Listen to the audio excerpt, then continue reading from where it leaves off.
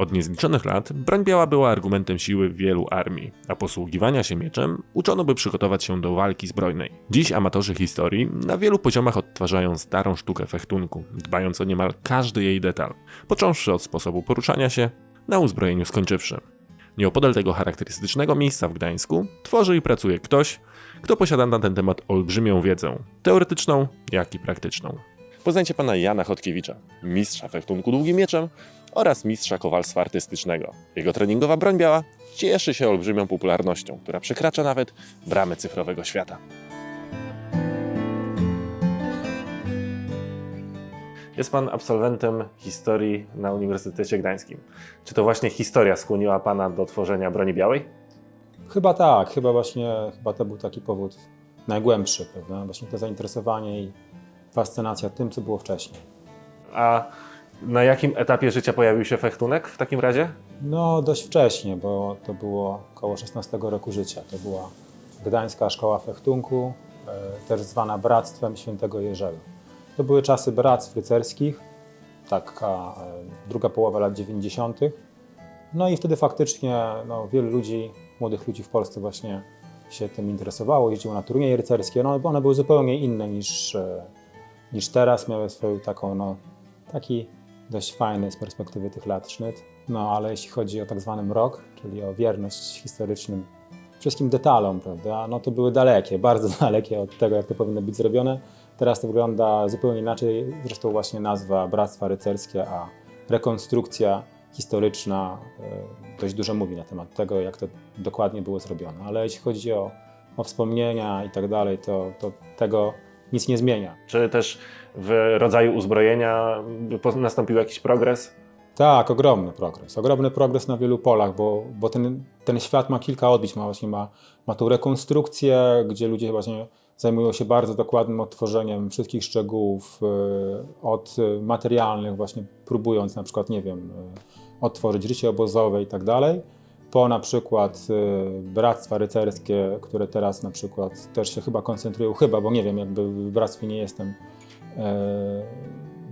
oprócz tej rekonstrukcji także właśnie na tak zwanych walkach rycerskich, to jest cały osobny świat tych właśnie buchurtów, walk rycerskich, bardzo agresywnych, bardzo mocnych. No i poza tym jeszcze jest właśnie tak zwane DSW, czyli dawne europejskie sztuki walki, po angielsku HIMA, skrót, prawda? No i to jest też mnóstwo klubów, które zajmują się fechtunkiem jako takim i odtworzeniem właśnie sztuki fechtunku, czy to jest rapier, czy szabla, czy szpada, czy miecz. Jest też ich bardzo, bardzo wiele i w tym też są nurty różnego rodzaju, ale można o tym mówić godzinami.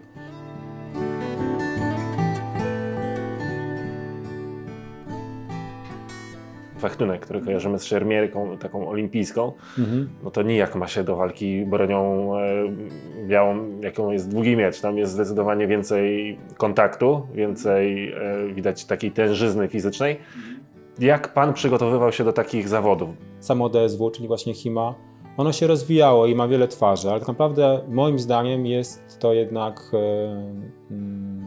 wszystko cały czas na poziomie hobbystycznym. Nie można tego porównywać do sportów walki, na przykład do MMA i poziomy obciążenia i jakby to, jak bardzo to jest profesjonalne, są od siebie różne, mówiąc łagodnie. Każdy z tych sportów, czy to hobbystyczny, czy nie, wymaga przygotowania fizycznego. Samo to przygotowanie to jest, myślę, że bardzo podobne do przygotowania w sztukach walki. Także ogólna siła wszystkich części ciała, ale tak naprawdę to jest dość specyficzne, czyli ćwiczenia z partnerem jakby przygotowują na te wszystkie konfrontacje, które mogą się zdarzyć. Bo jedna rzecz to jest długi dystans, druga to jest średni, a trzecia to jest właśnie bliski kontakt, gdzie faktycznie już tu jakby wchodzimy w takie półzapasy, to się nazywa z niemiecka Ringen am Schwert, czyli zapasy na mieczu. Czyli to wszystko, co się dzieje gdzieś, kiedy stoimy obok siebie o pół kroku, nie możemy za bardzo się trafić bez cofnięcia ręki i możemy już chwytać jakby swoje ręce, prawda? I także to jest jakby ten dystans bliski. I tam faktycznie zaczyna się już taka fizolka, gdzie trzeba to po prostu najlepiej właśnie przerobić zapasy z partnerem, później robić to też z mieczem.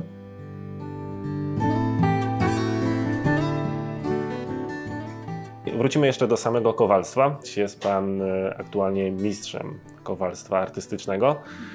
W jaki sposób zdobywa się taki tytuł i ile to tak naprawdę trwa?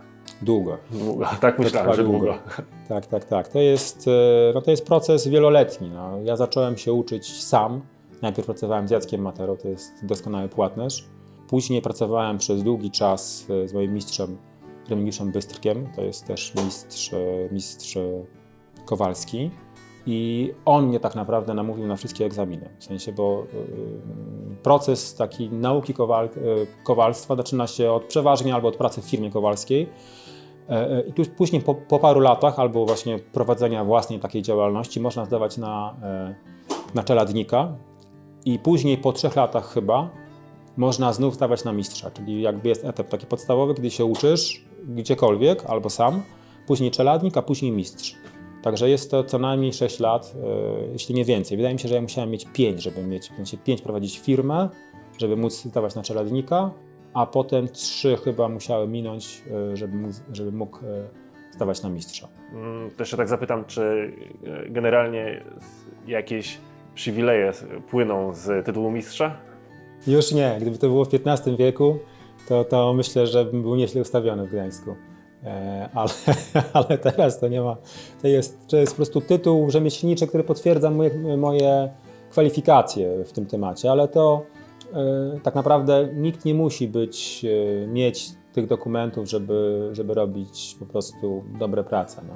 Wielu ludzi nie ma w ogóle żadnych dokumentów, a robi rzeczy dużo lepsze od moich. I to w ogóle to jest po prostu taka rzecz, która systematyzuje wiedzę, pomaga się szkolić, bardziej tak bym na to patrzył. No, to ma znaczenie, dla mnie to ma znaczenie. Gdyby nie mój mistrz, to po prostu bym tego nie zrobił. To on mnie jakby namówił i teraz bardzo mu dziękuję za to.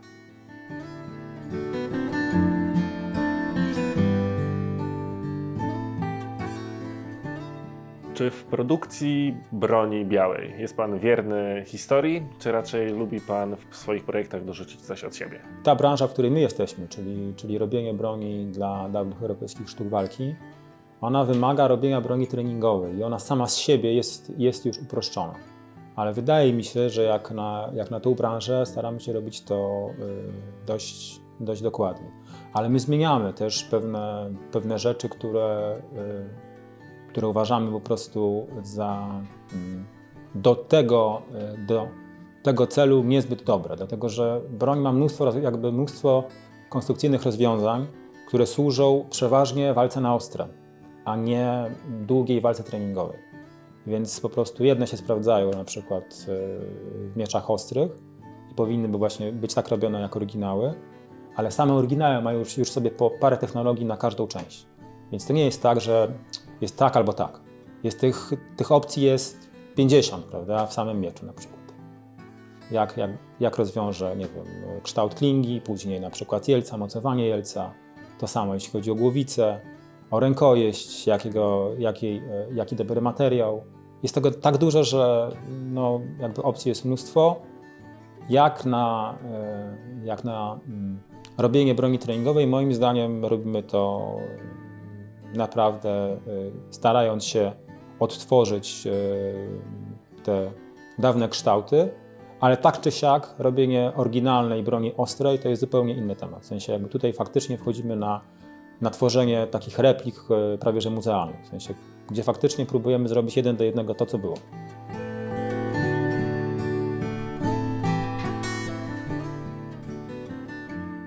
Jakby mógł Pan pokrótce opowiedzieć, w jaki sposób tworzy się takie bronie? Może jakby skupię się już na samym procesie kowalskim. Tutaj bardzo dobrą ilustracją tego, jak to wygląda, jest właśnie ten pręt.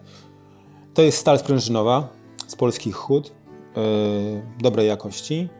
Tutaj właśnie widać, w jaki sposób jakby ona zmienia kształt. Tutaj jakby jest okrągła, to jest to, co kupujemy. Później jest przekuta na płaskownik, dość mocno, także, bo tutaj ta wartość przekucia jest bardzo ważna, dlatego że jeśli się kuje za lekko, to wtedy jakby wchodzi się w taki moment, w którym można jakby stracić bardzo dużo wytrzymałości i odporności tej stali, prawda? Jakby takie lekkie przekucie powoduje to, że stal jest gorszej jakości i ma gorsze parametry niż ta, która jest przekuta więcej niż 60%.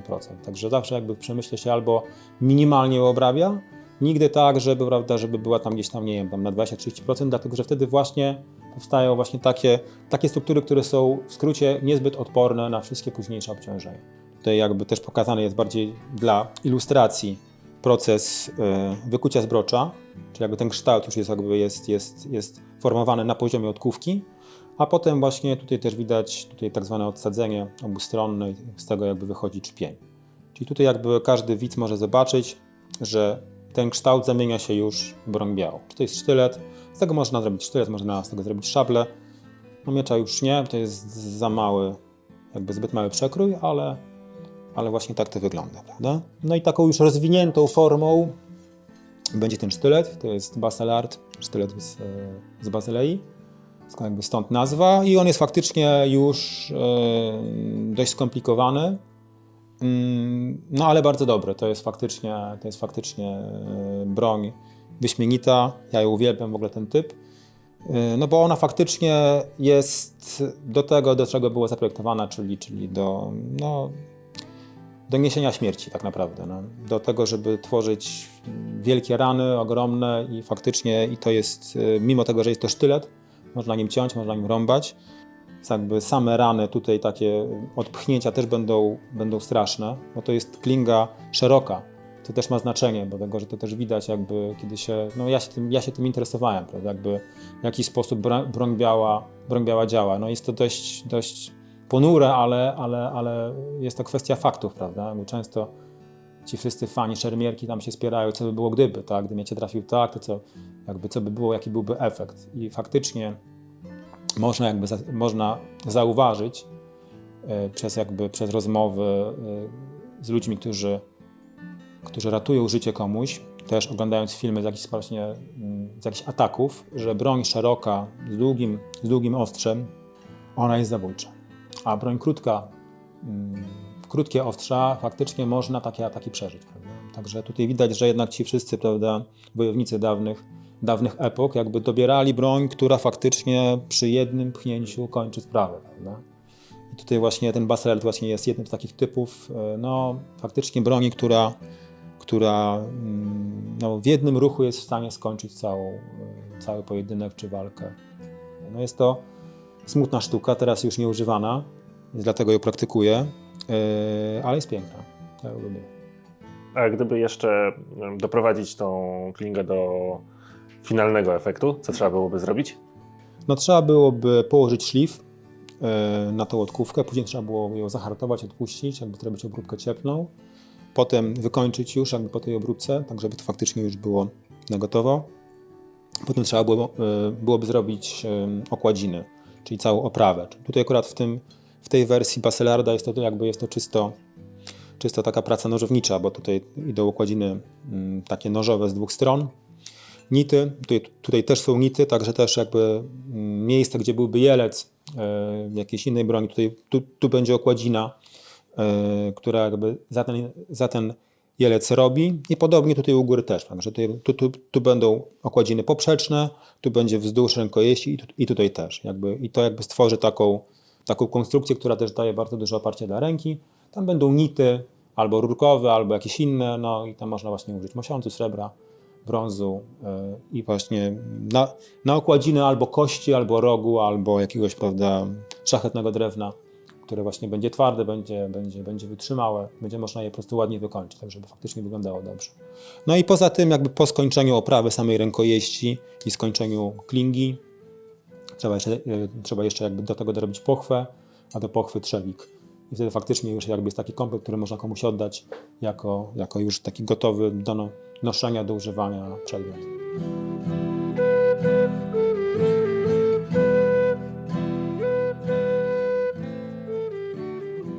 Zauważyłem na stronie i nie potrafię sobie odmówić zadania tego pytania, że w pańskim portfolio pojawił się CD Projekt Red.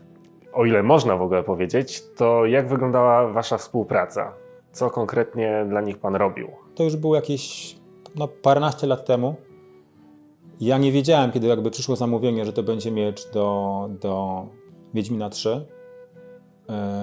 No i faktycznie pierwszy miecz, który robiłem, to właśnie był miecz, który był używany w motion capture. To jest w sumie mój, tak naprawdę dla mnie najważniejsza praca. Mimo tego, że nie wiedziałem, że to będzie do tego dopiero jakby podczas jakby pracy nad tym już tam pod koniec doszło do mnie, że to właśnie będzie tego typu broń. No i dla mnie to jest o tyle ważne, że sam gram w Wiedźmina, sam jestem fanem Sapkowskiego, że ten przedmiot po prostu tworzył ten ruch.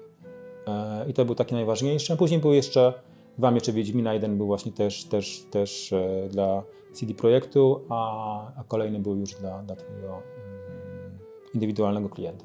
No ale właśnie ten miecz do motion capture to jest dla mnie podstawa. W sensie ten właśnie przedmiot, który oni chyba przedtem używali, nie wiem, czy aluminiowych, bo zamówili sobie federy, czyli taką broń treningową i właśnie miecz.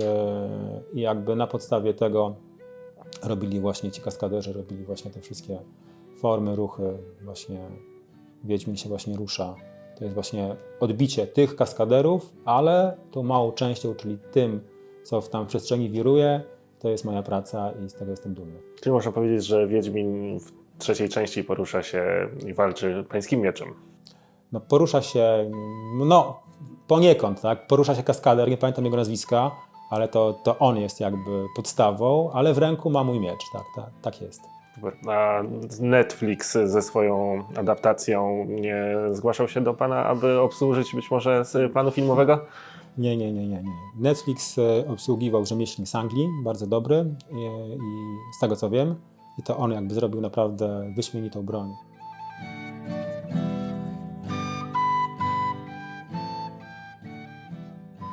Jeśli lubisz historie takie jak ta, a jeszcze nie subskrybujesz tego kanału, gorąco cię do tego zachęcam. Już wkrótce kolejny film. Do zobaczenia. Cześć.